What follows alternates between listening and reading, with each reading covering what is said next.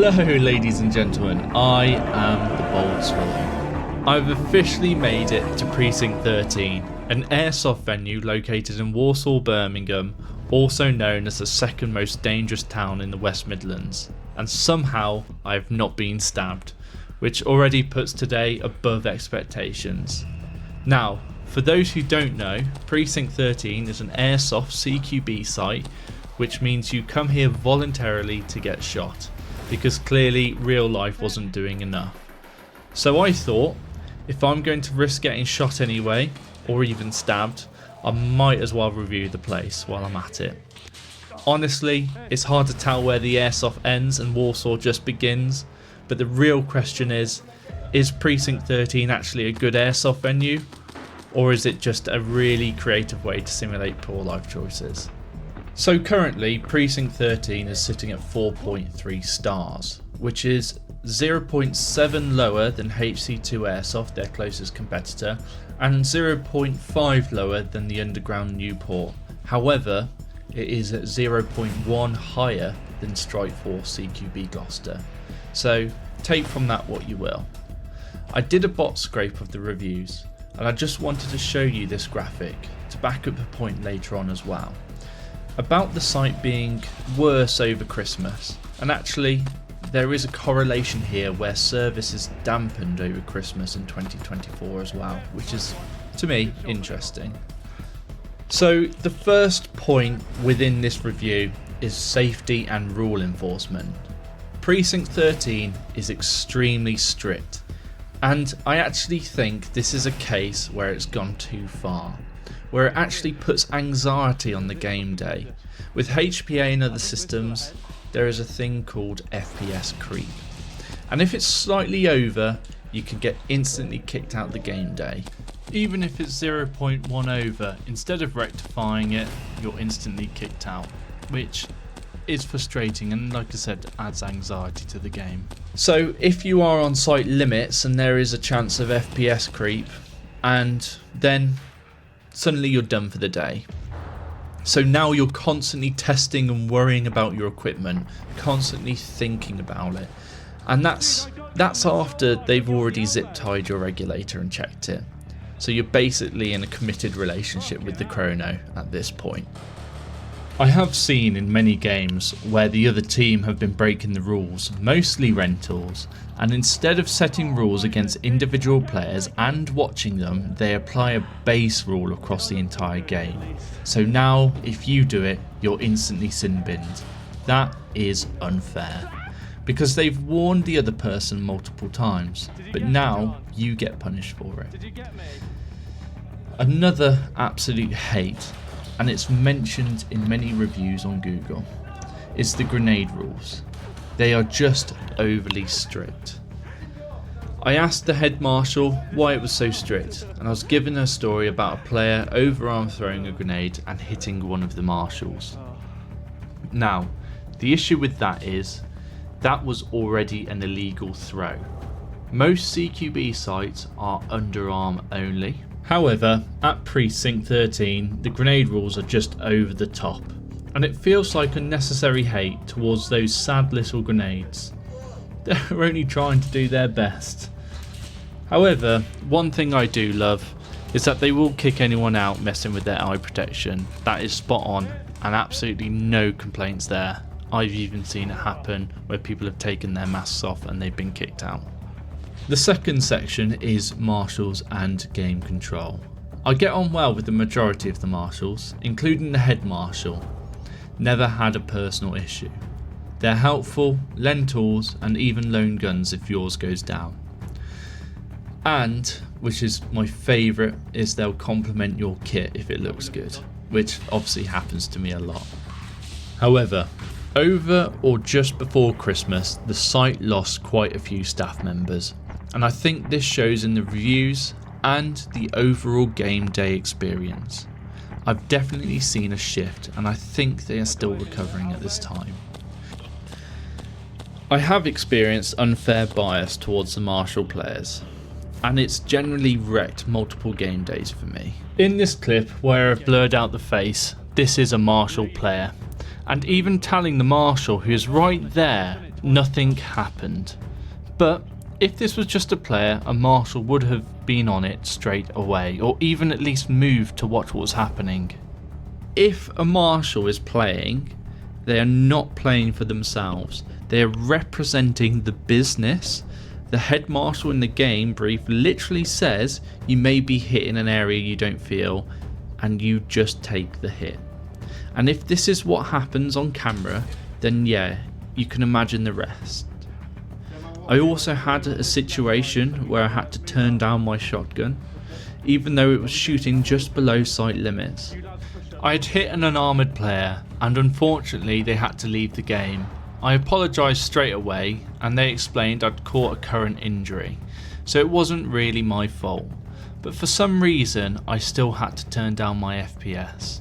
Now with a tri-shotgun there's a slight delay between shots, so my rate of fire is already low. That means every shot really has to count. If it was an AEG or a HPA pistol on sight limits, they would have hit me multiple times anyway, as within CQB you're always going to get overshot. So I think this was unfair, but I did what the marshals asked me because I'm not there to make their lives harder. I would also argue the blind firing incident in episode 1. Blind firing is there to stop you hitting people behind their mask or in any unsafe ways, and this is what I mean by overly strict rules, as I had perfect track of both my gun and the target, and both were within my field of view of 220 to 150 degrees horizontally and vertically.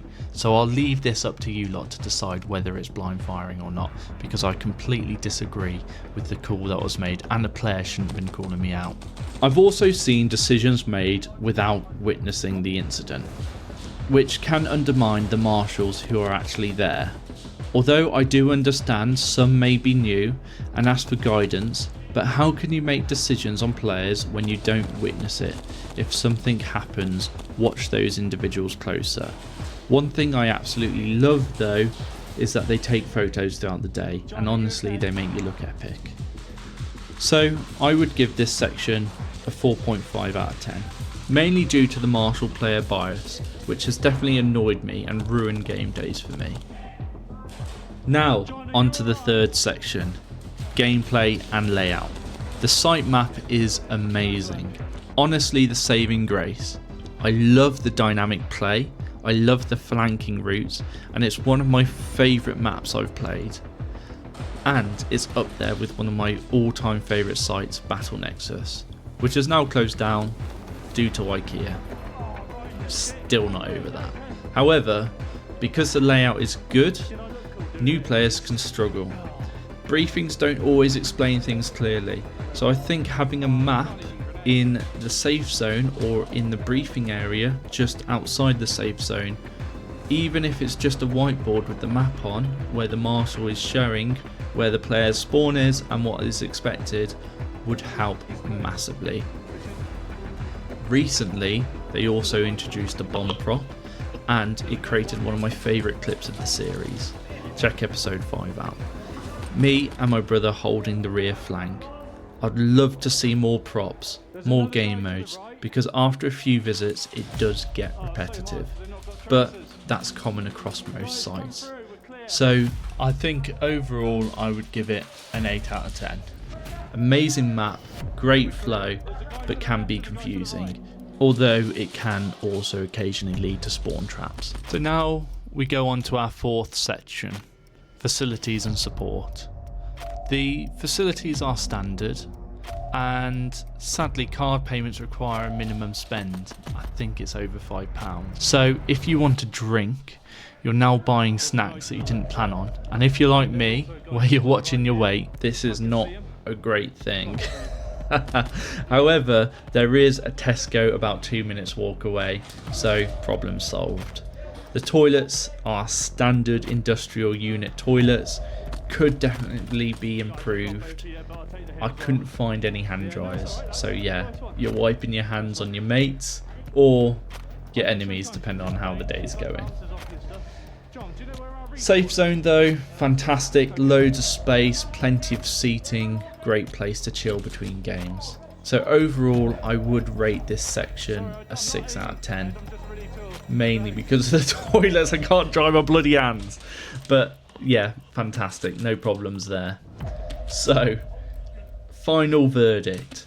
Where does that leave Precinct 13? It's a bit of a weird one. On one hand, you've got an amazing map, some genuinely solid marshals, and a site that could be one of the best CQB experiences in the UK. But on the other hand, you've got overly strict rules, some questionable decisions, and moments where experiences just feel inconsistent. And that's the frustrating part, because the potential is right there, it just needs tightening up in the right places. If you're a casual player, you'll probably have a great time here. If you're running a HPA or you're more experienced, you might find it a bit stressful. Now, I didn't just want this to be my opinion, so I asked a couple of other players who regularly play here what they think. Player 1 says, a pretty unique venue with character and what seems like a great team running the place. Lots of potential, I'd just like to see the grenade use being a bit more permissive. And player 2 says, good site layout and some decent game modes, but it can feel quite repetitive. The rules, especially grenades, are frustrating. Staff can be hit or miss, either understaffed or a bit moody. It's still a fun place with your mates, but compared to the other sites, it doesn't make my top 10. So, final scores, let's break it down. Safety and rule enforcement, 4 out of 10. Marshal and game control, 4.5 out of 10. Gameplay and layout, 8 out of 10. And facilities, 6 out of 10. Which gives Precinct 13 an overall score of 5.6 out of 10. A solid site with a brilliant map, but held back by its own rules and inconsistencies. Would I come back? Completely, yes I would.